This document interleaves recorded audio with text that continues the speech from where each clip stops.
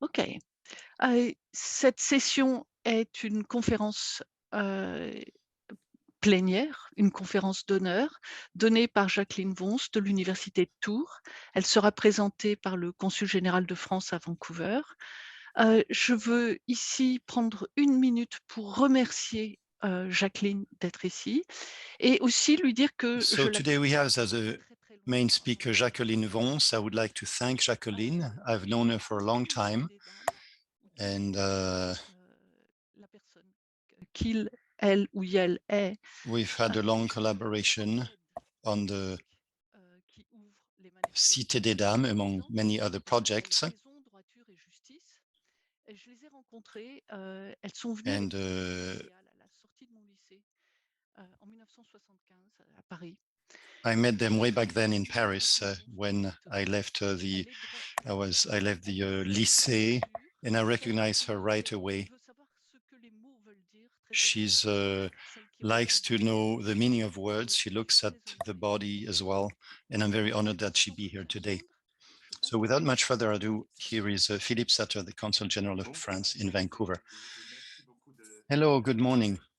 Thank you Je very suis much heureux for d'être this. avec vous I'm ce matin very pleased to parce be with que you here this morning because the consulate has been de l'Université a long Victoria time depuis longtemps. partner of the Lors University of de Victoria. la récente cérémonie de At the stratégie recent institutionnelle international organisée strategy par le ceremony président hosted by incoming President Kevin Hall, nous avons pu I was confirmer able to notre engagement confirm en France our et faire commitment des and propositions make d'actions proposals for en action. coopération. Et c'est vrai que We fondamentalement, nous formons essentially, we une do form a communauté de community of valeurs values qui se since dit the ouverte university à is open l'échange, to ouverte au the world, dialogue, porteur de ces and it valeurs is a bearer of values of d'humanisme, inclusion, respect et respect, and solidarité reconciliation. que vous avez à l'instant rappelé. Dans cet esprit, nous sommes heureux de In this soutenir spirit, ce we colloque qui support a toute sa this place symposium, dans les which has its place collaborations in franco-canadiennes Franco-Canadian en matière collaboration in et the participe humanities, de la vitalité and de also notre contributes to the vitality of the francophonie francophonie in au British Canada Columbia, et in dans le monde. Canada, and in the world. Ce n'est pas la première fois, This je is not the disais, first que time nous collaborons I ensemble. said we have Je voudrais collaborations, juste and I just want me to souvenir remind a very celui pleasant memory, which was the échange avec le département our français exchange with the Department of French of the University of Victoria during the Nuit des Idées, the Night of Ideas in 2021, when I joined in the workshop that Hélène, you facilitated, Hélène. So it was topic was partage de l'isolement, culture et souvenirs pour rebondir ensemble.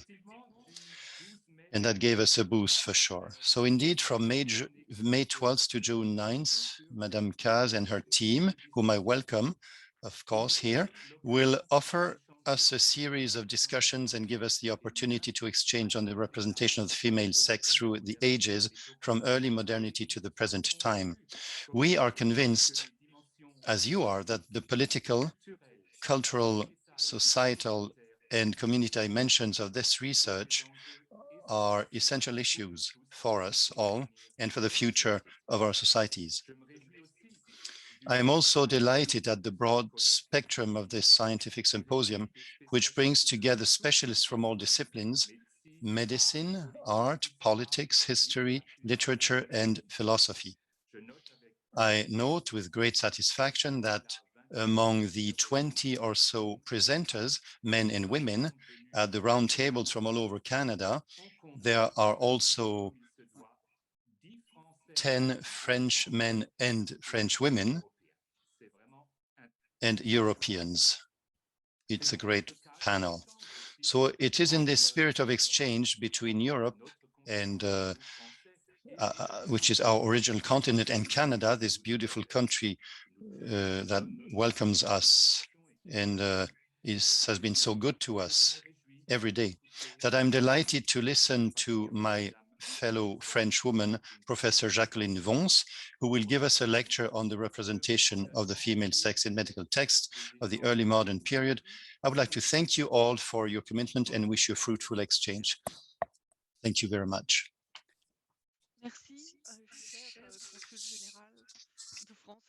Thank you very much, Consul, and thank you very much for your generosity. Thanks to your support, to the support of the French consulate in Vancouver, we have interpreting services for this conference, and also thanks to your support. De lancer des idées nouvelles. In spite of some maybe some reticence, we could do this. We thank you so much for supporting us. Jacqueline Vons is Professor Émérite of the Université de Tours, and for a long time she was a professor of history of medicine and of Latin, especially Latin of the Renaissance. She is a member of the Centre Supérieur d'Études de la Renaissance at Tours in France, and she is very active in research projects related to the history of medicine, anatomy, and in particular, the huge body of text by Vesalius, published for the first time in 1543, the Fabrica. So these illustrations, but also the text itself,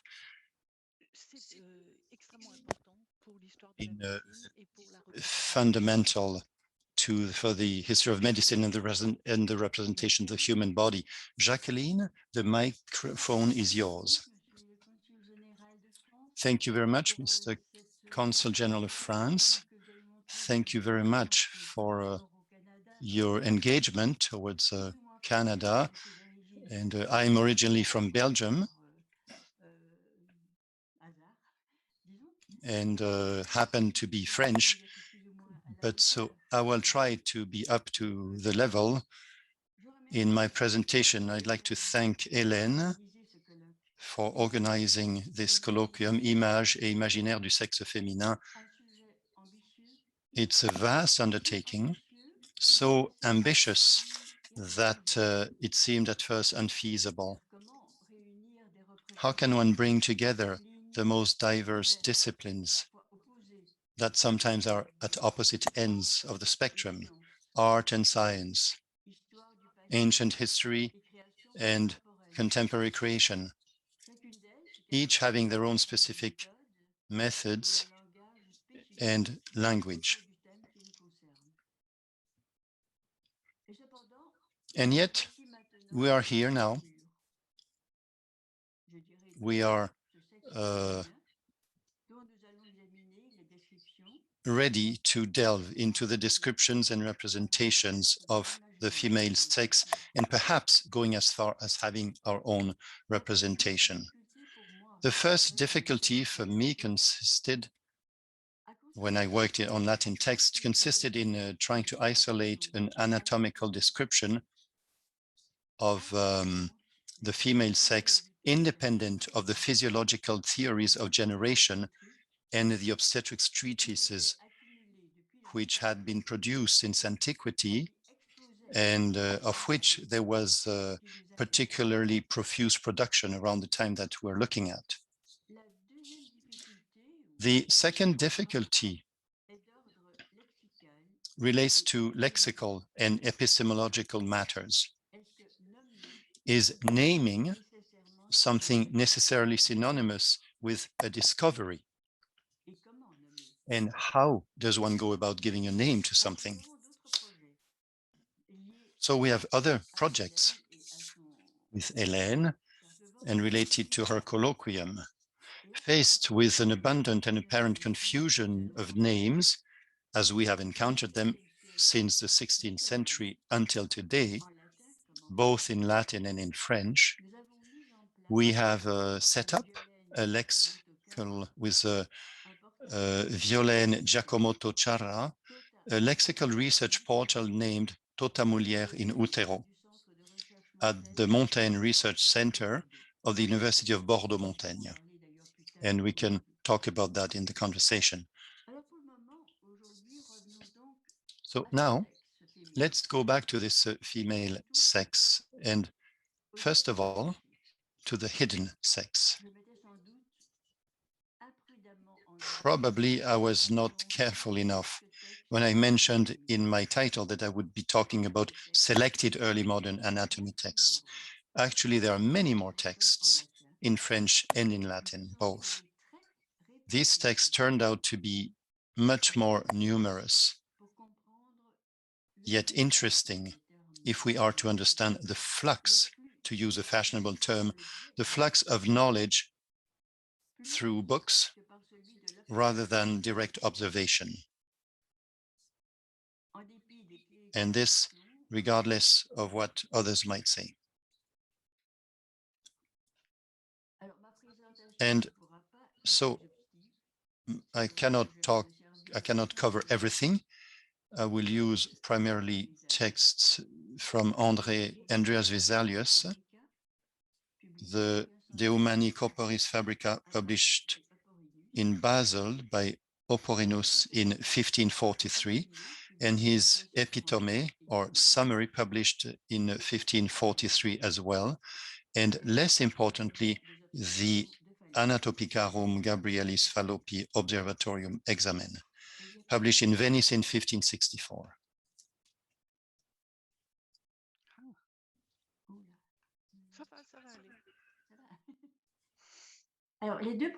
The first two treatises are well illustrated, and they make depictions of man, homo, in the general sense of a human being,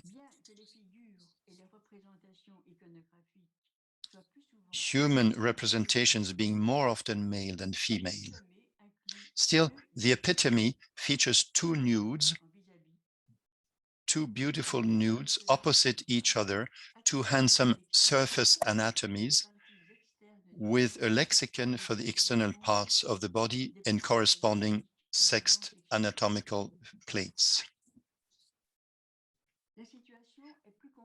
The Fabrica has a more complex structure.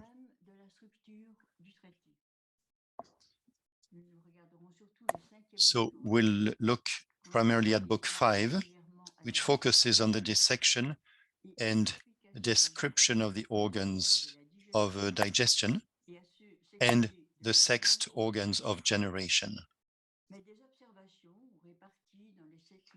Scattered observations distributed over the 7 books, according to the subject treated in each book, highlight other sex-related morphological differences as shown by dissection. And here are a few examples. For example, in Book 1, we find that, yes, a woman has as many teeth as a man, or yes, the female forehead bone is unique, and so is that of man. Or, no, women were not taken from Adam's rib, because then all men descended from Adam would be missing a rib. So, such as those observations, typical of what a teacher would say in order to engage students. You have to imagine a vein or an artery between the uterus and the breast, for example. And possibly does exist, Vesalius says, but I haven't seen it. So such are those observations in books 3, 4, 5 that are typical of what a teacher would say in order to engage students, to make them smile, and to show that dissection is the way to the truth of the body, beyond what the ancient Aristotelian philosophers or even the biblical tradition might think.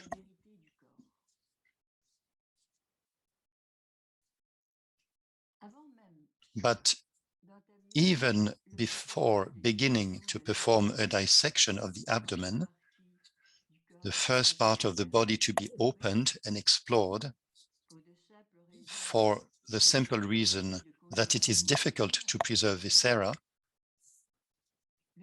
Vesalius wondered, as Galen had done before, about the reasons why the abdomen was devoid of any bones. The presence of bony elements there would obviously hinder digestion for both sexes, he wrote. But it would essentially be harmful to women during their pregnancy, which requires a, I quote, large abdominal volume, end quote. The whole argument rests on the absurdity there is in imagining that bones could adapt to this growth and then return to their primitive position in order to protect the intestines and the stomach. This example shows us the difficulty that there is in separating a simple anatomical description of organs.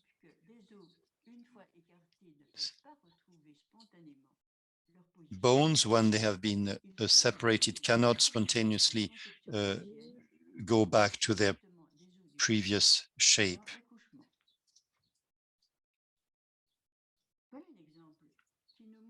This example shows us the difficulty that there is in separating a simple anatomical description of organs as they relate to other organs from a description that tries to account for their physiological functions. All the more, we have to question the choices made and claimed by anatomists trying to depict the hidden sexual parts, those accessible only by dissecting a corpse.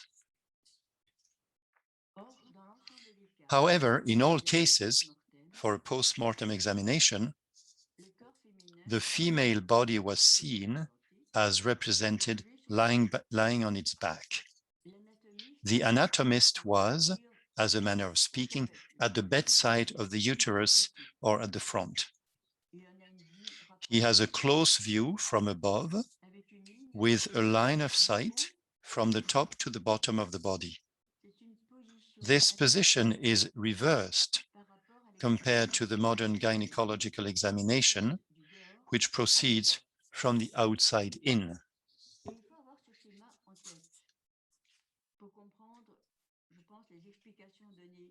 Without a clear understanding of these positions, it is difficult to follow the explanations given by Vesalius and other Renaissance anatomists on what they saw or thought they saw, to understand their depiction of what their scalpel had revealed, and to see how they established a continuum from the uterus to the vulva in their depiction of the organ in its relation with others. And that's a point I'd like to get back to at the end, to see how we have a very different opinion on these matters. To me, that is very clear. Vesalius and all anatomists sees one organ from the uterus to the pudendum. So let us start with the uterus. Next slide.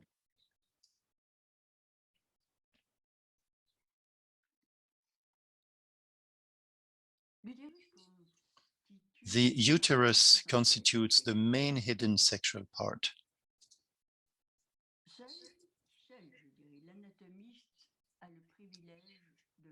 If it provides the anatomist with the power to see and tell, it still has to be understood by dissection assistants and lecturers, which seems difficult given the variety of denominations and representations already inherited from ancient texts. Colombo believes that we can consider the names of mitra, hystera, matrix, uterus, or vulva can be used indifferently. And he says that it doesn't matter, they mean the same. Vesalius recognizes the difficulty by representing as well as possible, as he says, the muscular structure of the uterus. Nevertheless, both present an orderly description. The uterus is well localized in the pelvic cavity, on the midline, between the bladder and the rectum, above the vagina, below the intestinal ansae and the iliopelvic colon. There is one uterine cavity, so they go against the antique and medieval tradition of a multi-cell uterus, and the slight changes of position due to the increase of its volume during pregnancy are also duly consigned. Vesalius says that the uterus sometimes is more to the right or more to the left, but it doesn't change anything on what the sex of the child will be. Dissection allows to refute some tradition, some opinions from the antiquity. So there are two difficulties. Difficulty number one, uterus is divided in two parts. There's a base, a fundus, for the foundation, and a neck or cervix. These two terms, fundus and cervix, are still current, yet the reality thus named is different.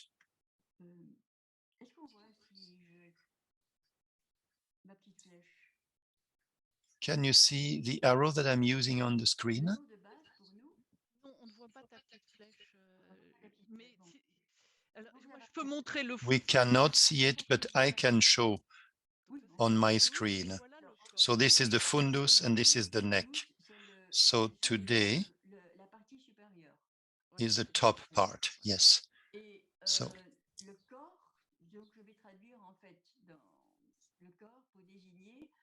and the body is everything that's round, uterus gravide.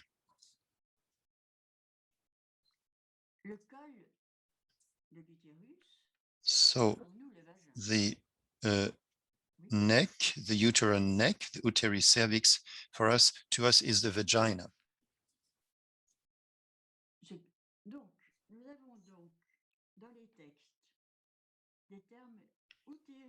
So we have uteri os, the opening, the mouth of the uterus, which here is consists in the separation of the body of the uterus and the vagina. And we also have uteri fundi os, the opening of the foundation of the uterus, but it still is the same thing. We still have coli uteri os, the opening of the neck of the uterus, which is the vulva. And we have pudendi os, the opening of the mouth of the pudendum. Pudendum being one of the names of the vulva. So this looks simple, but it's not so simple actually. So Vesal describes a shape which is more or less that of a cone whose truncated apex, I'm an anatomist, so the top is below here. The truncated apex faces the vagina, and it tapers down to 2/3 and then has a narrower and less voluminous part. Now, if he always gives the same name to this, the fundus, the base foundation, it is difficult not to recognize in this description the constriction or the isthmus which separates the body of the uterus from the cervix. This is the neck of the uterus and the outside aspect of it just above the vagina. So clearly, the anatomist recognizes the neck of the uterus. It's not recognized in the name, but it is depicted. Colombo begins by briefly describing the uterine cavity and also specifies that it narrows progressively to the orifice of the uterus, the opening, the outside opening, os matricis, which he compares to the snout of a fish or dog, and that expression is still in use.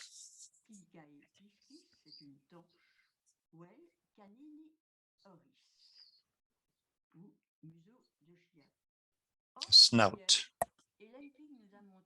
So yesterday, Helen King showed us votive terracotta objects, and one of them had a slight opening, a round opening, corresponding to this neck, which I found, and the other one had a fish-shaped snout. So, as Vesalius said, he observed the lower end of the uterine cervix, or its neck proper, whose shape changes in multifarious women. It is prominent and protrudes into the vaginal cavity. You can see that on the top right, and you can see the folds in the uterine neck, and you can see, like the vagina, that this neck is not in contact with the sides of the vagina. It is independent of the contractions and dilations of the vagina. I only quote and translate Vesalius. This intravaginal part is visible with the speculum and accessible to the finger by vaginal touch. Vesalius does not mention any rectal touch. This description applies to the cervix as we know it. This orifice is very narrow. You cannot place any probe into it. At the time of childbirth, it opens, dilates, and becomes circular, like the orifice of the vagina. Vesalius also notes that in the case of uterine prolapse, the anatomist notes visible descending organs in the uterine cervix, sometimes reaching the vulva. So if I took the time to give such details, it's because it is difficult, very difficult indeed, to read these texts without being tempted to interpret them in the light of our current knowledge. This is a danger that is ever present. We could imagine that we see something that's not shown. These anatomical descriptions are sometimes very precise if we think that the observations are made with a naked eye, but their designations, when they exist, can deceive us.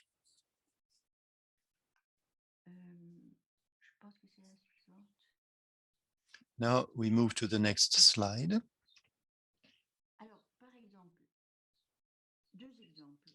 Two examples, the ovaries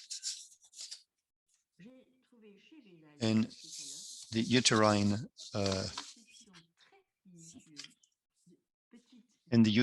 canals. So Vesalius and Fallopius describe in detail small irregular protrusions on the surface of the female testicles, the ovaries. They observe small cavities or sinuses filled with an aqueous humor in the substance of the ovaries, small cavities compared to bladders, from which small amounts of liquid gush out when squeezed.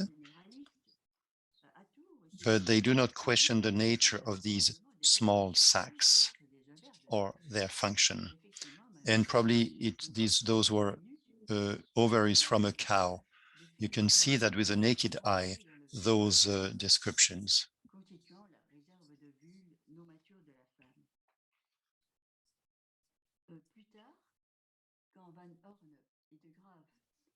So later on, when Van Horn will talk about this, they will describe the same thing. From Vézal to De Grave, as long as the sperm does not meet the ovule, the eustachius channel, which will take the egg into the uterus where the conception will take place. So these are small sacs. Now, it is questionable whether the appearance of a name coincides with an actual discovery. I will take here as an example what is probably the most obvious error, which consisted in attributing to Fallopius the discovery of the tubes bearing his name. In fact, Fallopius describes the meatus from the obtuse angle, and that's Vesalius' description. So it's a ductus, a conduct, a duct, from the obtuse angle of or horn of the uterine body. So for us, it looks at the top near its base, to its fringed end, open like the bell of a brass trumpet. And by analogy, he says, I quote, I called it uterituba, end quote, the trumpet of the uterus. Now, already described more summarily by Galen in the female animal, De Semine, the seminal canal or spermatic canal of the male model is quite distinct from the ovarian vessels in Vesalius and Eustachius.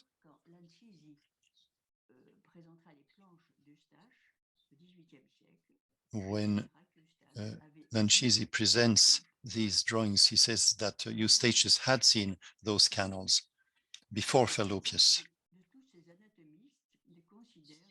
But none of those anatomists sees in it a role of conception and fecundation.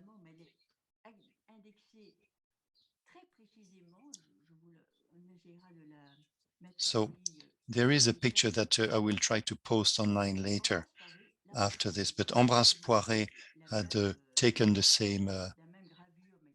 same print, but he enlarges the inside, and the captions is less important in Paré. It's less precise, but you still see the F, which means the ovary, on the right and on the left. You have two ovaries, F and G.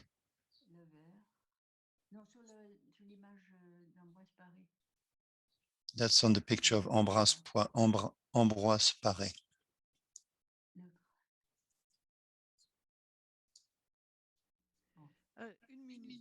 Une minute. Voilà, sur l'image d'Ambroise Paré. So on the drawing by Ambroise Paré, you have a F and G.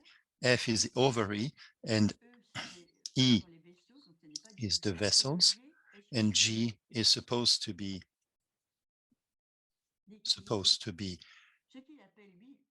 what he describes, what he calls the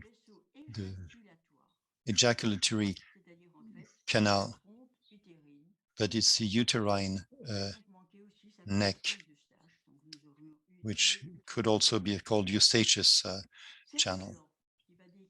So Rioland describes in detail those small cuttings, as he calls them, or bangs, at the end of the vessel, and concludes, I quote, "It could well be that Fallopius had taken from there the opportunity to give it the name of trumpet of the womb."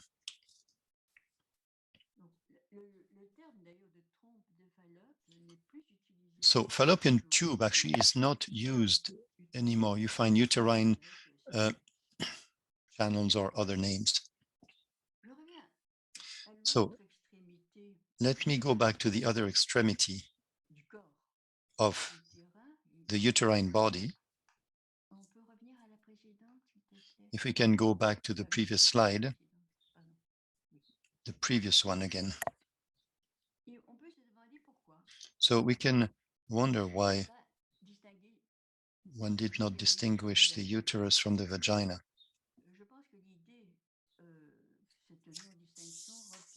I think that this is due to this idea of continuum, because indeed, if you open the anterior face of the vagina, that adapts a small cup here. Anterior is above, around the neck, so we saw that. It's very complicated. You see, this picture is, maybe we could use the next one, number 8, where you can see that better. So you can see on this drawing that the vagina adapts like a small cup around the uterine neck. If you open the front of the vagina, there precisely you can understand what Vesalius is saying. The description is more precise than I had thought at first. He notes 2 faces, anterior and posterior, applied one against the other. He also notes rugae vaginalis, vaginal roughness. And he also knows the dilatability of the organ, its evolution over the years, and the presence of small eminences, a small cutaneous flesh at its orifice. So this analogy with the neck is understandable here. Still, it is Colombo, as far as I know, who is the first to compare the vagina to a sheath, vagina, for the penis. I'm not sure if we gain anything from that as women, if we gain to be a sheath. Anyway, so he's also the first anatomist who localizes female pleasure and gives it an organic support independent of the pleasure necessary for conception, and which the woman must experience during the ejaculation of the female semen or the opening of the uterine orifice. So I'd like to go back to the number 6 picture, slide number 6.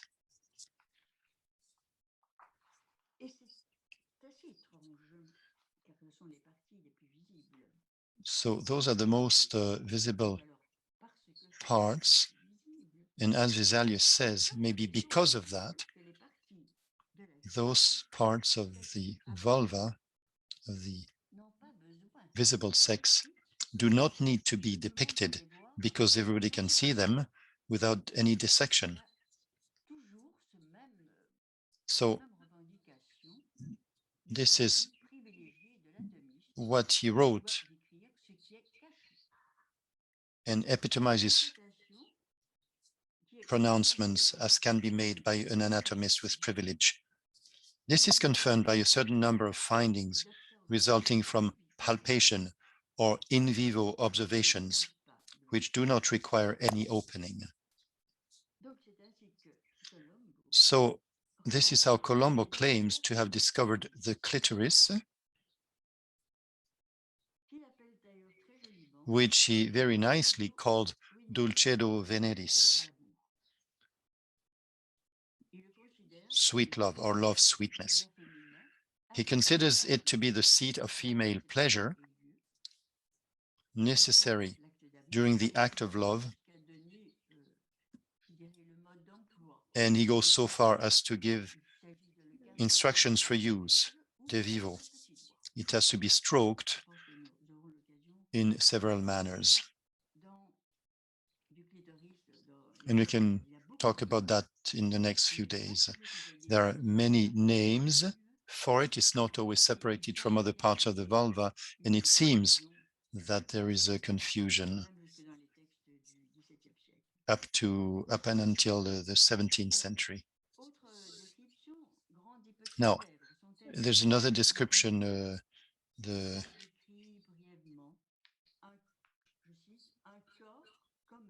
so about the labia now, labia majora and minora. So Vesalius describes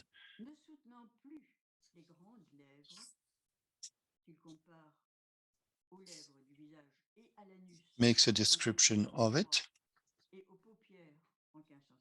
He compares the labia majora to the lips and the anus in 1543, and then to the eyelids in 1555. Then he dwells more on the labia minora, which he called caruncula, small, long, and thin hard flesh, symmetrical to the vaginal orifice and ending in a tip that the Greeks called nymph. On that topic, if he considers that their description is useless in a treatise of anatomy, he mentions, however, the dangers already mentioned, already announced by the Greeks, of the practice of their amputation, called infibulation, at the time of puberty, in the name of chastity. Et ce sera la dernière partie sur laquelle je voudrais insister. Now I come to my last part. It seems to me that it is around the 1550s. It is hard to pinpoint the date, but we observe then a change of orientation in the description of the female sex, in which there will interfere notions of morality, stories of rare cases, the appearance of norms, and societal rules. For example, in the 1555 edition, chapter 15 of book 5 of the Fabrica has been completely rewritten, which in itself would not have been surprising if new discoveries had not been made or corrections made to the 1543 edition. In fact, personally, I think that this is a new text. It's more fuzzy, not very well written, but it is this text which would be systematically taken again and commented by the successors. This is very important because that was an original text that is taken up by its successors. So what is new in it? The labia minora are compared to two small hanging tongues, propendulae linguae, followed by a series of names presented as synonyms, nymphae, morton, epidermis, and clitoris, and a justification of the name nymphae in relation to the flow of urine. So those are presented as synonyms of the clitoris. Then there is also a description of the hymen with a very long digression on the role of the hymen in society, on midwifery practices, on erroneous conceptions of the spreading of the pubic bones during childbirth, on mutilations of organs undergone by small girls. It's quite an astonishing text. So this does not fit well into the descriptive account. In his Examen, published in 1564 in response to the observations made by Fallopius, Vesalius returns to this comparison with small tongues, lingulae, notes the different names of the carunculae, including clitoris, responds to the criticisms of the hymen, and adds a long digression on hermaphrodites. Now, do I have other arguments in favor of this hypothesis of moralization? Well,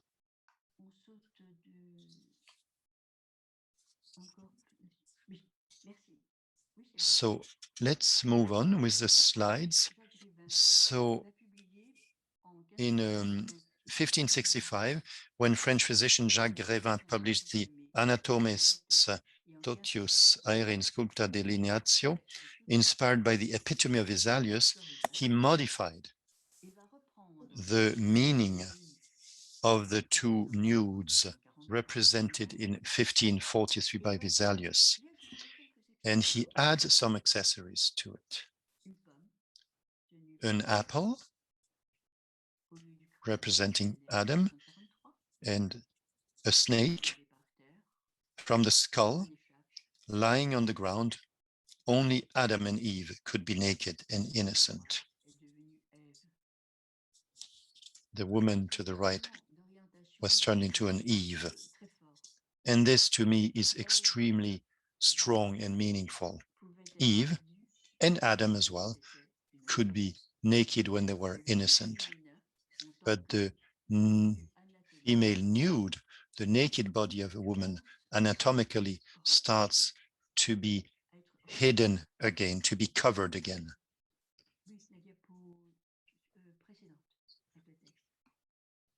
Previous slide, please, with the text.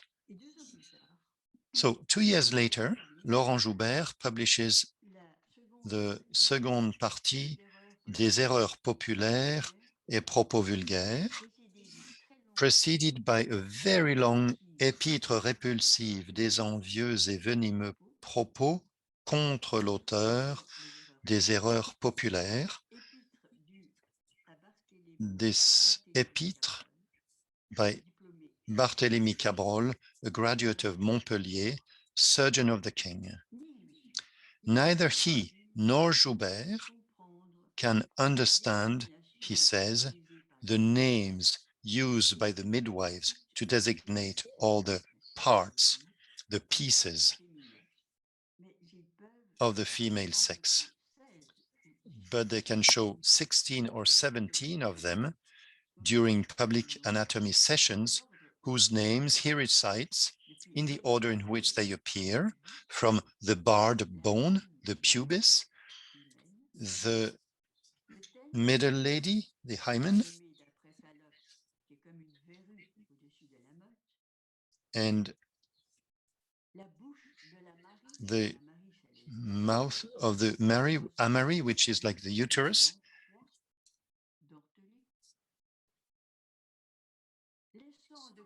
So he leaves out, as he says, the ovaries and the spermatic vessels, which are parts, I quote, from behind, hidden from our view, unless the belly is split, unquote. But he concludes, if everything is, I quote, visible in the whole woman without making an incision, end quote. So I want to oppose this quote to the previous quote from Vesalius, because those places are visible without dissection, they don't need to be described. So it's not just an opposition of two texts, it's an opposition of two conceptions, two visions of the female sex. For Vesalius, the main things are hidden, and the anatomist has to explain, and the word narratio is a strong word, you have to detail it to explain it. Conversely, Cabrol thinks that what the main thing is what is visible. But how can you name it then? All the terms that he uses are used by, for example, by midwives. And he says, I don't understand the language of midwives. Therefore, I don't use that language. I don't apply it. So thus is consummated the rift between the hidden sex. Exactement, une cassure entre deux mondes et deux langages. The rift between two worlds and two languages. More specifically, the continuum of the female sex, as attempted to be described by the anatomists writing in Latin, is countered by the parts imagined in the common vernacular language. The hymen, the lady of the middle, acts as a barrier between the outside and the inside. That was the title of an article by Émilie Berrios-Salvador. So I would call it the here and beyond, and virginity. Topics such as virginity and modesty have gradually become topics for these or academic critical thinking, for theses, sorry, or academic critical thinking. So, and then just a note, several years ago, in the last century, there was a French family parent planning used to intervene in secondary schools as part of sexual education. Our sessions usually took place without the teacher being present, and the students were free to ask any questions about sexuality, about anatomy. And usually it was a medical doctor and then an instructor. So when we discussed the anatomy of the female sex, discomfort became perceptible. There was implicitly a barrier somewhere, a barrier that was erected and somewhere inside the body, but close enough to the external organs without knowing exactly where to locate it, how to pinpoint it, and even if its existence was admitted by all. The boys were interested mostly in what was beyond the barrier, beyond to them, like outside, that means. And they were not very concerned about what was beyond it, meaning inside. Girls were equally interested in the external organs, but they were primarily concerned about what might happen if the barrier was crossed. And they wanted to learn how to recognize it, that barrier. So this was usually the time when words were released. Do we bleed? Does it hurt? How do I know if it's still there? Do I put a tampon? So, and then there were stories. I have a friend who did this, a friend who did that, but the barrier of the hymen was still an actual barrier between the inside and the outside. So today, welcome again to this new world, to this huge field of research, which will be explored in the next few days. And thank you again, Hélène, to allow me and to have us together, to bring us together. Thank you very much for the interpreters, for their patience, for their talent. Thank you very much.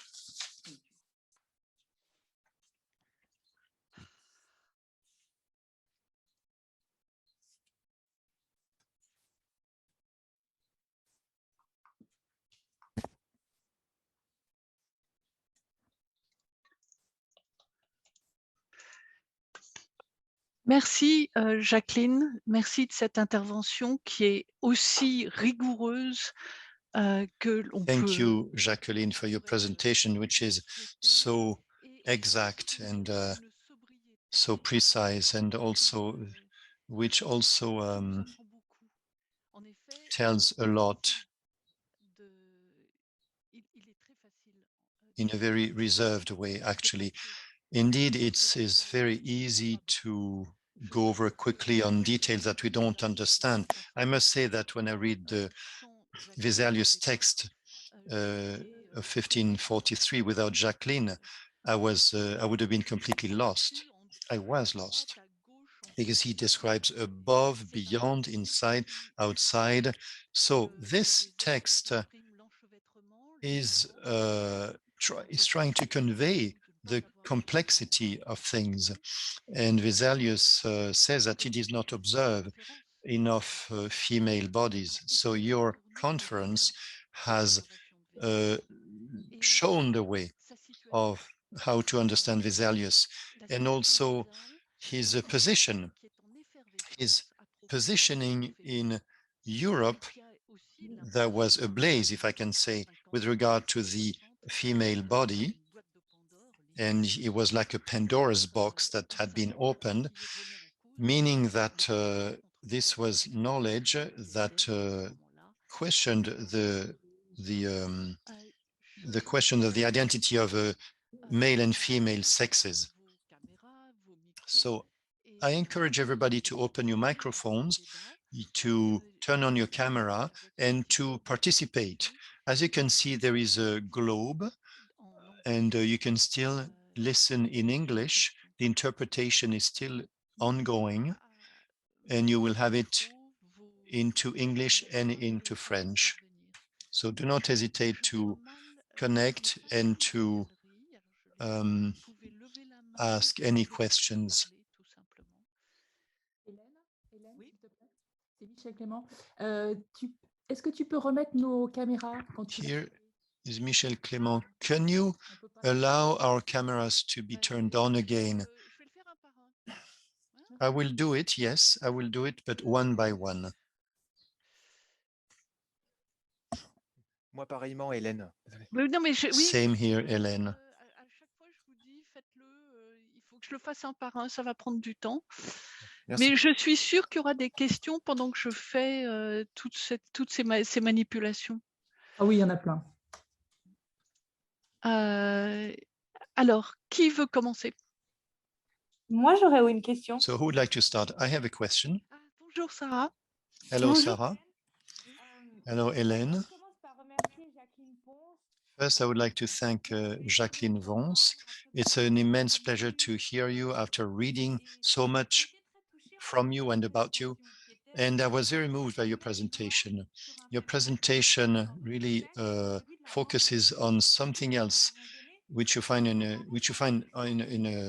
in many contexts, moralization.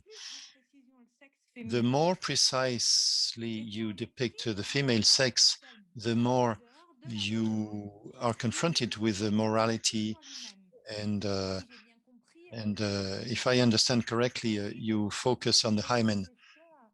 And so I would like to ask a more general question.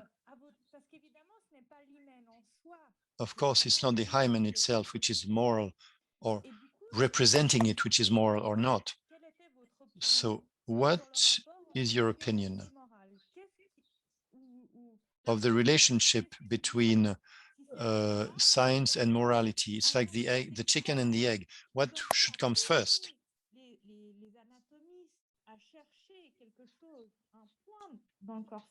So should the anatomists look for a specific point in the female body, or should scientists, by discovering certain things that they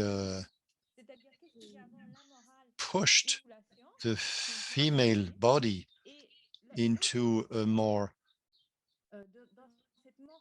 moralizing stance? So this moralization that you see from the 1550s, 1560s, do you see a difference, an evolution in this? Well, I believe that the question of the hymen still occurs in ancient and biblical texts. From the 17th century, many doctors talked about the female sex, but also they talked about virginity. I think of a title, for example, De Virginitatis Signis, the signs of virginity. And so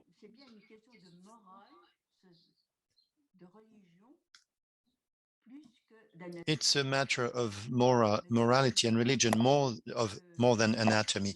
I don't know, really. Does it go back to 1550? I don't think so. The first depictions of the hymen are the ones that I mentioned, and they're not independent from morality.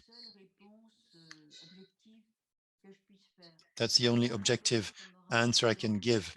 So now, what is the relation between morality and science? Whether a focus on the hymen to prevent sexual relations, or to bring up the impurity of a woman, or maybe to recuperate, to recover, to reuse scientific knowledge to other purposes. It's obvious, but I don't know when that happened. I would say, to continue to build on what you were saying, I would say that the proofs of virginity, the reconstruction of the virginity, the ways of virginity have to be observed, constitutes about 1/3 of the advice given in the Middle Ages to women, and they take after texts from the antiquity. It is indeed a major topic in productions from medical doctors or self-claimed medical doctors. So it's not a preoccupation by anatomists. However, anatomists will come to this heart of the gynecological preoccupations, of course. So yes, also, there are many, many institutions and rules for girls, as there had been for boys. I think of Erasmus, different treatises of morality where virginity was condoned. So the hymen had this role of as a barrier.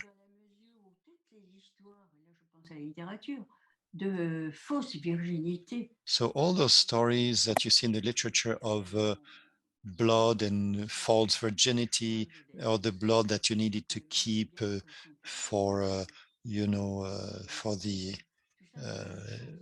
the defloration of the night after the wedding, you see all those things. Those were not invented.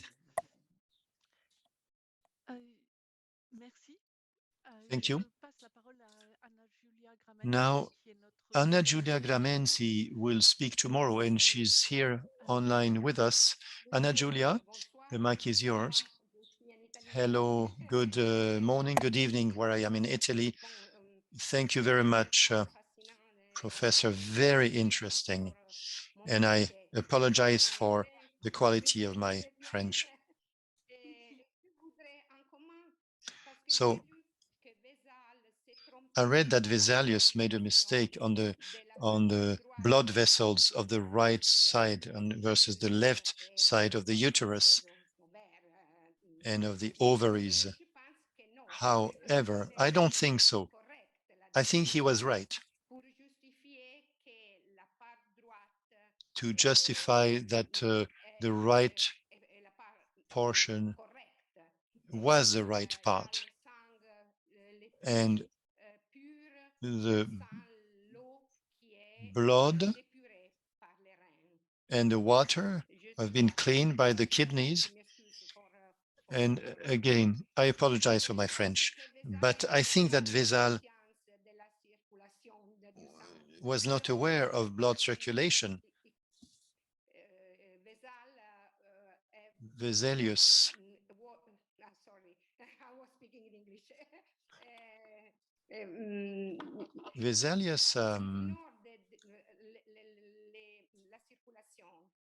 didn't know blood circulation. So Claire, what do you think of that? Sorry, I'm not being clear. So yes, this question of blood vessels It is the same on the right side and on the left side. He doesn't make any distinction. He makes the distinctions for the kidneys, one being higher than the other, but there's no relation at all with the ovaries. So I don't know if you allude to that, but he says very clearly that during pregnancy, the uterus can be more protruding to on the right side or on the left side. He saw both, but this has nothing to do with the previous beliefs from antiquity, whereby uterus on to the right would carry a boy, and a uterus to the leaning to the left would carry a girl. He questions this theory of an uterus with two cavities. There's only one cavity. So yes, this was this false idea that perfection sat to the right and impurity sat to the left. So this was the same thing. Same thing. Thank you so much. Yes, indeed. Gallien's theory is there. Many theories considered that there are two cavities in the uterus. So the cavity to the right is hotter, it's perfect, it carries males, and the cavity to the left is colder and will carry a less perfect person, meaning a girl. So he says very clearly that there's no connection between a uterus larger to the right and the sex that the child will have. Thank you very much. And again, tomorrow I will brush on that tomorrow. Thank you. Are there other questions? Oui, pardon, je ne vous vois pas. Donc, nommez-vous. I do not see you, so you have to name yourself David Soulier. Hello, Hélène. Hello, Jacqueline. I have a question. First, thank you so much for this fascinating presentation. Now, with regard to the discovery of the uterine tubes, the debate is open to know whether it is Fallopius or Vesalius who discovered it. When you look at the Examen, Vesalius Examen, it may seem strange that Vesalius does not seem to see what Fallopius is presenting as new. If I'm not mistaken, he considers that this organ is something already known, and he knew it himself. The only thing that he would say is that the uterine tubes don't have the right shape. He suggests to Fallopius to depict them more not like as a tube or as a trumpet, but more like like a sleeve of an old garment that you will roll back. So yes, the meatus, the tube, that's known ever since Gallien. And Fallopius says very clearly that he just gave his name to them, but he did not invent them or find them, discover them. So yes, and this debate leads us very far. And this is our topic. What is in a name? What's in an anatomical name? So I thank you very much. And if you want to see more images and read more texts on those topics that were discussed by Jacqueline, I invite you to come and visit our exhibit done by our team. And you can find in here on different in 5, 6, and 7, I'm showing you on the screen what has been talked about in this talk.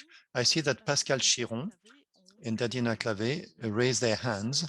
I thank you for that. Pascal, the mic is yours. Hello, everyone, and thank you for this talk.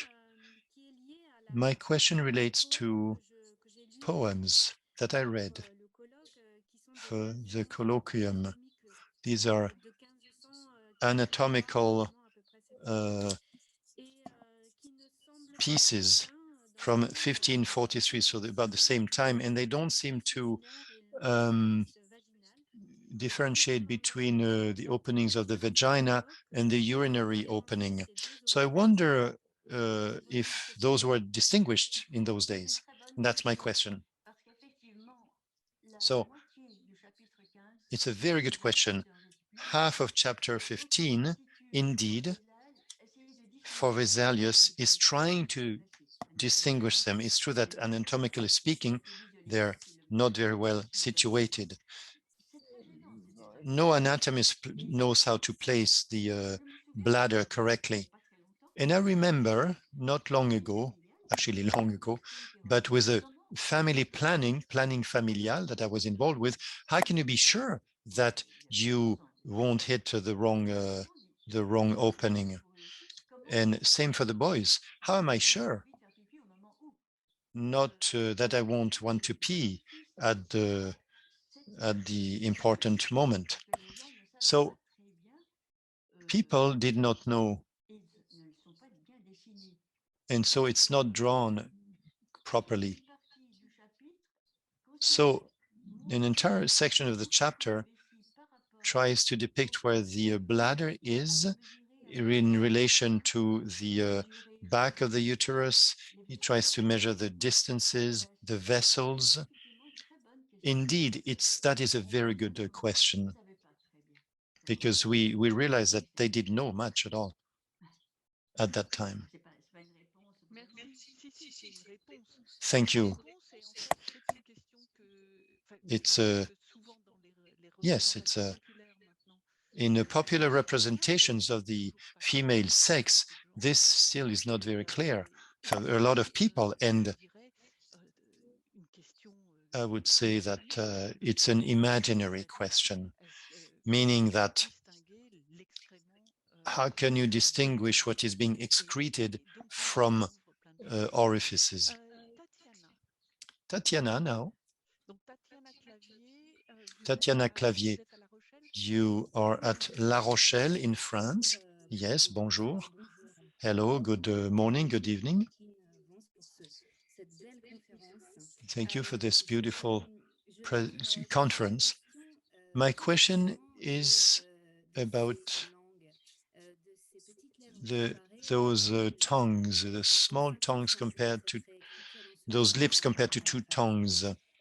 In the Fabrica, I found in misogynist texts of the querelle des femmes, for example, the bavardage des femmes, women chat because they have two tongues. And for a long time, I always wonder about the correspondence between what's above and what's below. You found that in Hippocrates already. He talks about the mouth. Aristotle also talked about the lips, but I didn't find in antiquities texts anything about the lips from below. So I wonder if this is the first time that it comes out. That is my question on those two types of tongues. You have a fascinating question, and I have the same question. Why in 55? I haven't read everything, but I will double check. But why in 55? Is it the first time? Then you had the other writings comparing what's above and what's below. But these texts seem to have been served as a reference. Yes, Hélène. Charles Etienne talks about tongues and tonguelets, or small tongues. And he offers to call the clitoris a small tongue. And it is a tongue placed between the two lips.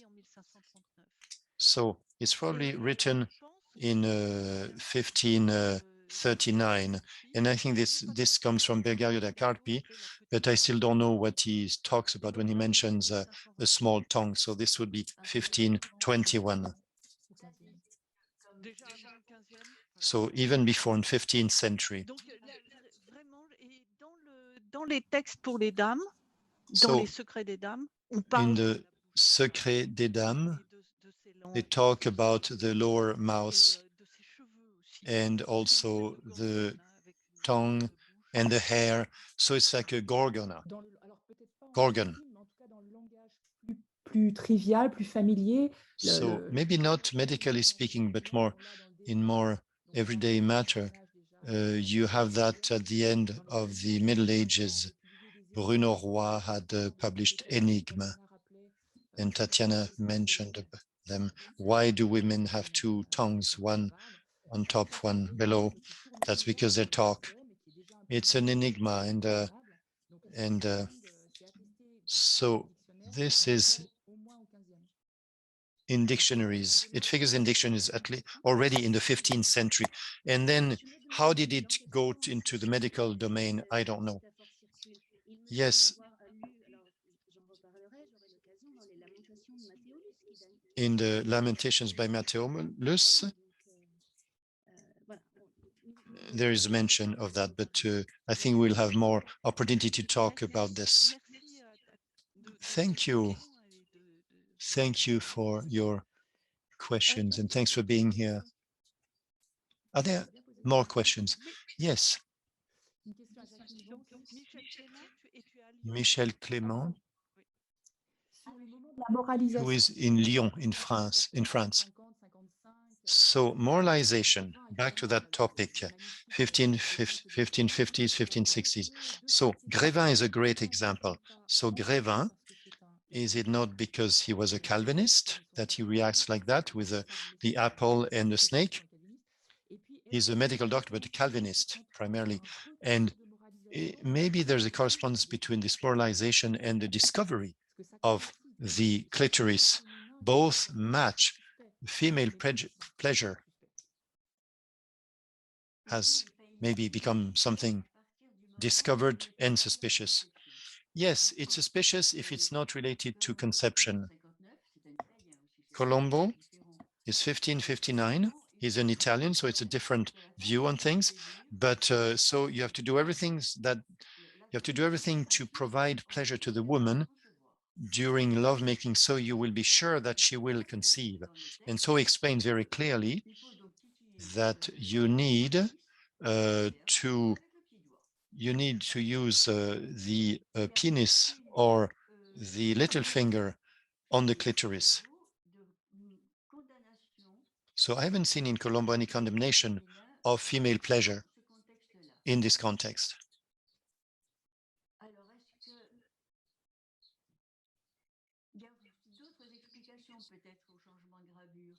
So maybe there are other explanations to account for the change in the prince. For example, there's the Adam and Eve of Dürer. Maybe that had an important impact and made things change. And so maybe that's where the Eve and Adam idea came from. It's quite possible, but there's a very strong symbolic transfer there. So yes, so he's a Protestant. And also there's another modification. The material was not wood anymore, but leather. Je veux pas monopoliser. I don't want to be talking too much, but sorry, I read your article on the clitoris and I found very interesting the idea that maybe when you name it, you discover it. And this is definitely our topic. And I found that in many, many different ways, and yet it's always the same organ, and you ask the right question. When you name the clitoris, does it start to have its own existence independently?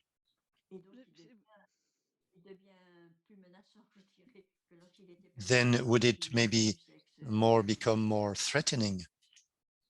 Oui, c'est la langue et les dents pour aller dans le sens de So it's S'il y a une if I follow what Tatiana was très saying, dangereuse. it's a tongue with teeth now, right? And then it's becoming dangerous, Mais right? en fait, c'est la So, question de la finalité. but C'est-à-dire, the ultimate purpose is a question. et ce corps incompréhensible So justifiait que this, sa finalité de reproduction the teleology of reproduction is at stake here. And maybe this body was just meant to là, voici for reproduction. And so it could be reduced to just a matrix. And this organ does not have its place in reproduction proper. So this controversy between Galen and Aristotle covers centuries, and the question to know whether women should have pleasure to conceive, but it just changes when they start to describe the female body. So ultimately, it will be decided that a woman does not need to have pleasure to conceive. Centuries later, in the 16th century, they don't know that. They still ask a question. They wonder. And I differ somewhat, my dear colleagues, on Adam and Eve, if I may, because the question between the similarity between male and female bodies is still important in embryology and the representation of bodies. So in Genesis, you have different verses on the creation of woman, and she first appears when God created a man and created him as male and female. And so you have to understand that the theory of the mirror was enough. You needed a perfection and an imperfection to have a movement, to create movement for reproduction. And this is where the clitoris has its place, if I can say. So the question is, maybe the clitoris is one too many mirrored male penis, and there was some sexual panic in the 60s and 70s.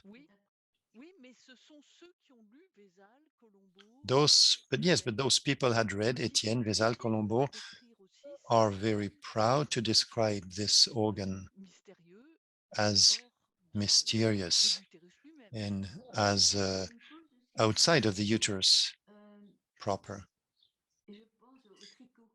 I think now back to the knitting question of Hélène yesterday. You knit pieces, a clitoris, a uterus, but ultimately you still consider that the female sex organs are separate pieces. So it's a very different idea of what Vesalius or Colombo thought. They saw a continuity. I don't see how today we could knit the whole thing. That would be a system, a jumble.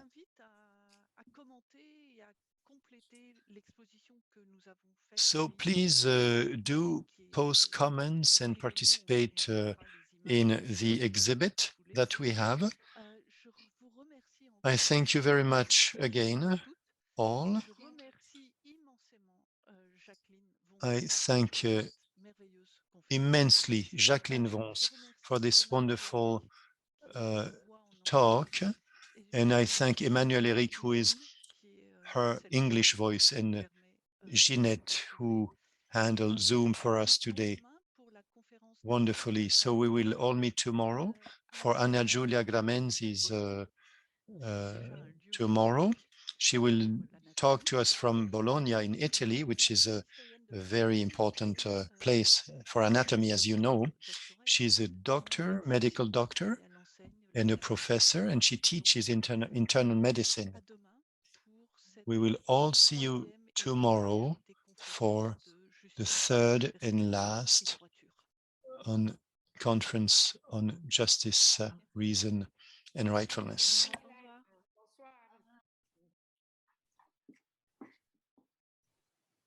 Merci, bonsoir. Bonsoir. Au revoir, Jacqueline. Au revoir, Au Hélène. revoir. Au revoir, merci d'être venu.